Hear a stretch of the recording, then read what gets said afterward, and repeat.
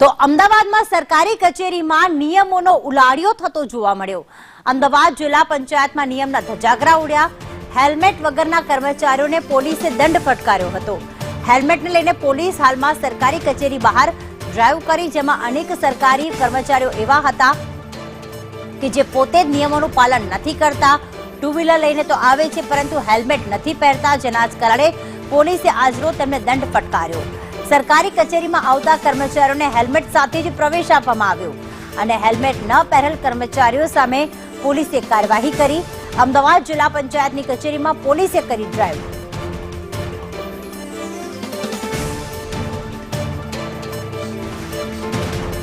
અમદાવાદમાં સરકારી કચેરીઓની અંદર ટ્રાફિકના નિયમોની કડક અમલવારી માટે ખાસ ટ્રાફિક ડ્રાઈવનું આયોજન કરવામાં આવ્યું છે, જેમાં હેલ્મેટ વગર પહેરે જે કર્મચારી હોય કે અહીંયા અંદર આવતા લોકો હોય તે જ્યારે અંદર પ્રવેશ કરે છે ત્યારે તેમને અહીંયા જે હેલ્મેટ ન પહેર્યું હોવાના કારણે તેમને મેમો પણ આપવામાં આવે છે, ઈ મેમો આપવામાં આવે છે અને દંડની કાર્યવાહી કરવામાં આવે છે। હેલ્મેટના નિયમો ફરજિયાત છે। ગઈકાલે એક પરિપત્ર પણ બહાર પાડવામાં આવ્યો હતો, આપને જાણ હતી? ના, નહીં જાણ। તો હેલ્મેટ કેમ ના પહેર્યું? હેલ્મેટ એટલે નથી પહેર્યું કે મારું હેલ્મેટ ઓફિસમાં પડ્યું છે, એટલે હવે ઓફિસ જઈશ હેલ્મેટ લઈ લઈશ।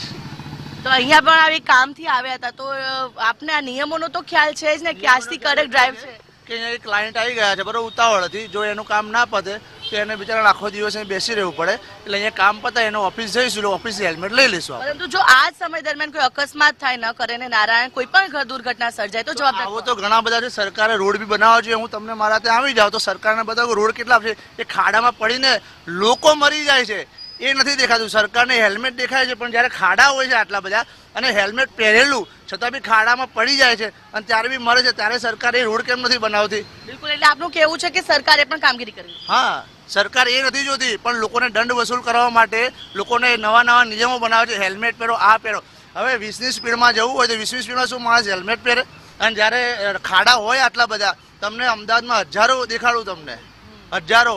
આવો તમને અહીંયા બતાવી દઉં, આપણે મણિનગરમાં બી ઘોડાસરની અંદર, વટવાની અંદર ઢગલો ખાડા છે।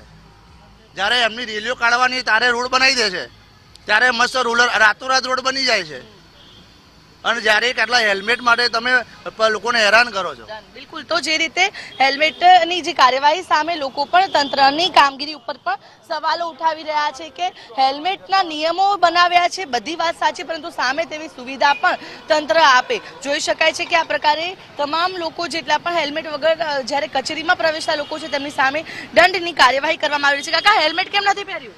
બહુ માથાનો દુખાવો થયો છે ને એટલે બેન।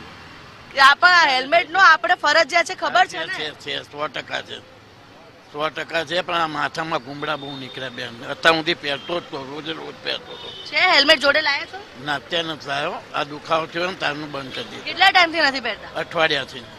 બિલકુલ, તો જે રીતે હેલ્મેટ ન પહેર્યું હોવાના અલગ અલગ બહાના પણ લોકો દ્વારા બતાવવામાં આવી રહ્યા છે કે આ પ્રકારે તેઓને જે તમામ સરકારી કચેરીની અંદર પ્રવેશતા લોકોને આ જ પ્રકારે પકડવામાં આવી રહ્યા છે, દંડની કાર્યવાહી કરવામાં આવી રહી છે।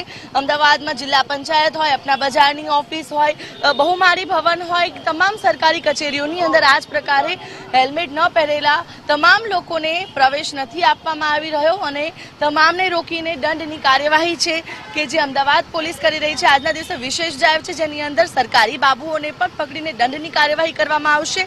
જે લોકો આજે કચેરીની અંદર પ્રવેશે છે તે જાહેર જનતાને પણ દંડનીય કાર્યવાહી છે તે પોલીસ દ્વારા કરવામાં આવી રહી છે। કેમેરા પર્સન મનીષ વાણિયા સાથે આયુષી યાજ્ઞિક, સંદેશ ન્યૂઝ, અમદાવાદ।